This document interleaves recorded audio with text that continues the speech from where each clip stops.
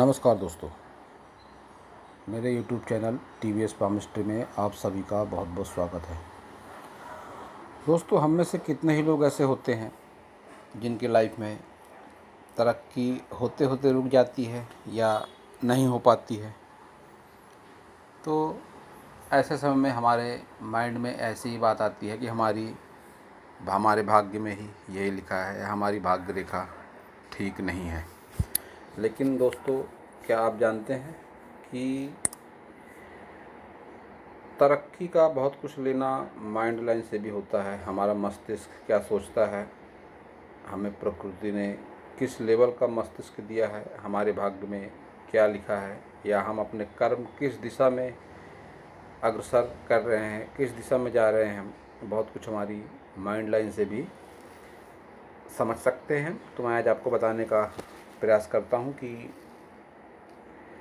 हम अपने हाथ के माध्यम से, मस्तिष्क रेखा के माध्यम से किस तरह से जान सकते हैं कि हमारी तरक्की में ब्रेक क्यों लग रहा है। तो देखिए, सबसे पहले जान लेते हैं प्रमुख रेखाएं। ये इस तरह होंगी, कुछ हृदय रेखा, और इस तरह से होती है ये जीवन रेखा, कुछ ऐसी होती है भाग्य रेखा। इसके अलावा भी कई रेखाएं होती हैं, जैसे आपने सुना होगा ये व्यापार रेखा या बुद्धि रेखा कहते हैं जिसे। मस्तिष्क रेखा और इस रेखा में थोड़ा फर्क होता है। बुध रेखा कहते हैं जिसे। इसका बुद्धि से वैसे कोई लेना देना नहीं है। बुध रेखा कहते हैं साधारण तौर पर इसे, बुध रेखा या स्वास्थ्य रेखा या व्यापार रेखा। और सूर्य रेखा भी होती है हाथ में। ज़रूरी नहीं कि जो मैंने ये ड्रा किया इसी तरह से निकले, कई तरह के फेरबदल के साथ इस तरह की रेखाएं निकल सकती हैं। तो जो आज का हमारा टॉपिक है कि माइंड लाइन से जानना है कि हमारी तरक्की में ब्रेक क्यों लग रहा है, या किस दिशा में हमारे कर्म, हमारा मस्तिष्क हमें ले जा रहा है। तो ये मस्तिष्क रेखा होती है कुछ इस तरह से। तो अब इस मस्तिष्क रेखा के माध्यम से ही हम जानते हैं कि हमारे लाइफ में किस तरह के पड़ाव आ सकते हैं, या माइंड लाइन को हमारे देखते हुए आज क्या कहा जा सकता है। तो शुरू करते हैं, मैं प्रयास करता हूँ आपको बताने का। सबसे पहले तो ये जान लीजिए कि माइंड लाइन अगर चंद्र पर्वत पर चली जाए तो इसका चंद्र पर्वत पर जाना ठीक नहीं कहा जाता है। ठीक इसलिए नहीं कहा जाता है क्योंकि चंद्र पर्वत पर माइंड लाइन जाए तो ऐसा हो सकता है कि व्यक्ति की कल्पना शक्ति बहुत ज़्यादा बढ़ जाए। कल्पना शक्ति कई बार एक रचनात्मक रूप भी ले लेती है, जो किसी आर्टिस्टिक क्वालिटी का भी प्रतीक मानी जा सकती है। लेकिन यही माइंड लाइन जब कभी चंद्र पर्वत के निचले भाग तक पहुंच जाए तो फिर इसे अच्छा नहीं माना जाता, फिर ये नकारात्मक हो जाती है, नकारात्मक गुणों को ले लेती है। कुसंगति में भी ऐसा व्यक्ति पड़ जाता है जब माइंड लाइन उसकी चंद्र पर्वत के निचले हिस्से में चली जाती है।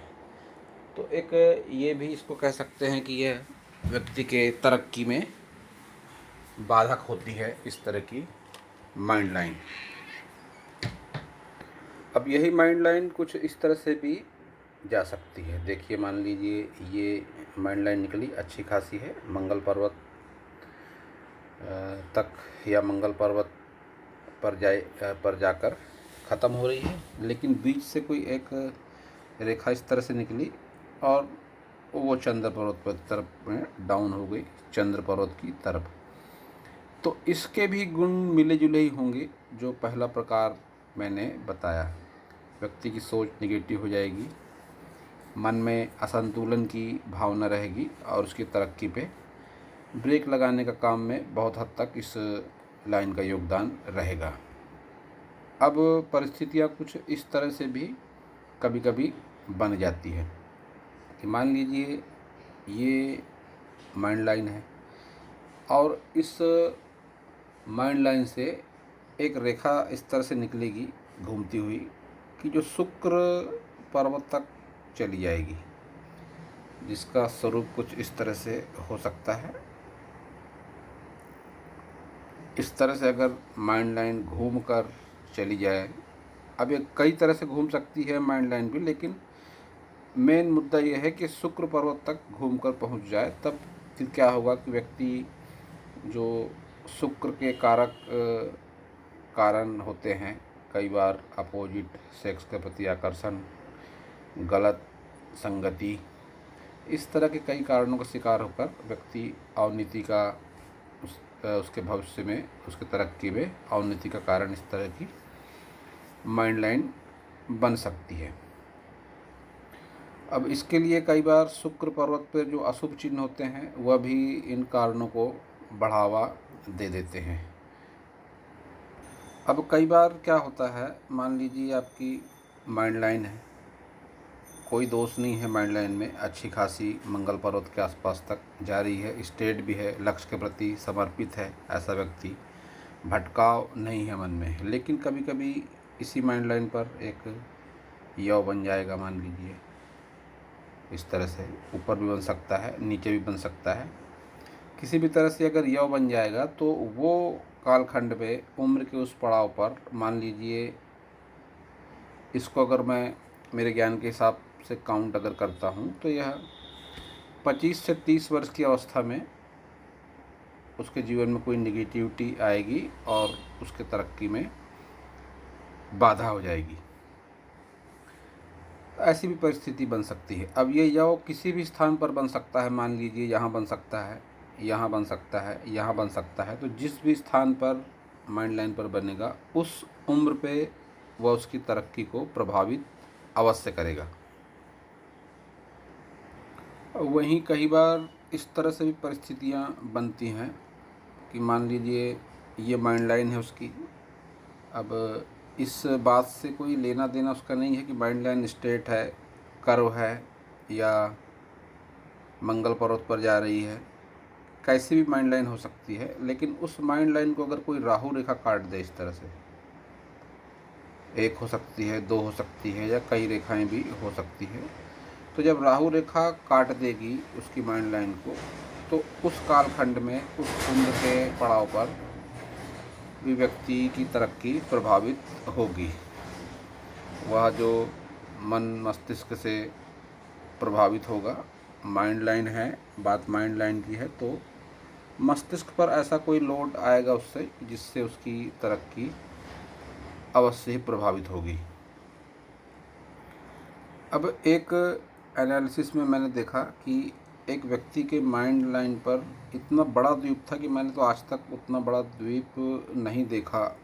ये इतना बड़ा द्वीप था उसके हाथ में, इस तरह से कुछ द्वीप बना हुआ था वो। तो इतना बड़ा द्वीप जब आ जाएगा किसी की माइंड लाइन पर, तो ऐसा व्यक्ति, ऐसा समझ लीजिए कि जब से वो होश संभालेगा या जब से अपने पैरों पर खड़ा होने की कोशिश करेगा, लाइफ टाइम ही उसके लाइफ में प्रोग्रेस होने वाली नहीं है, इस तरह भी कह सकते हैं। क्योंकि द्वीप जब इतना बड़ा बन जाएगा, द्वीप का हस्तरेखा शास्त्र में वर्णन ही इस तरह से है कि जिस आयु के कालखंड में बनेगा उस आयु में वह तकलीफ देगा। तो अब जब माइंड लाइन की आखिरी तक बना है तो निश्चित रूप से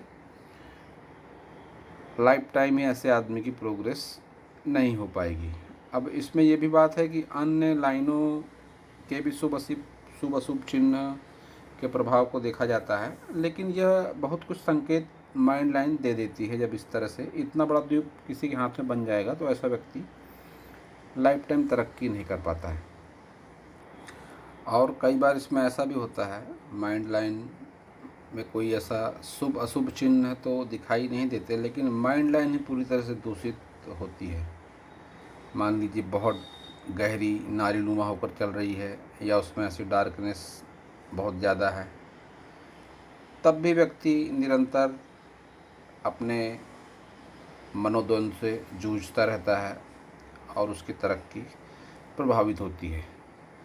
तो दोस्तों, इस विषय पर ये था मेरा ज्ञान। अगर आपको मेरा वीडियो अच्छा लगा हो तो आप मेरे चैनल को सब्सक्राइब करें, मेरे वीडियो को लाइक करें, शेयर करें, कमेंट करें। और अगर आप भी अपने हाथ का एनालिसिस करवाना चाहते हैं तो मेरे व्हाट्सएप नंबर पे आप अपनी हाथ की पिक भेज सकते हैं। पूरा वीडियो देखने के लिए आप सभी का बहुत बहुत धन्यवाद।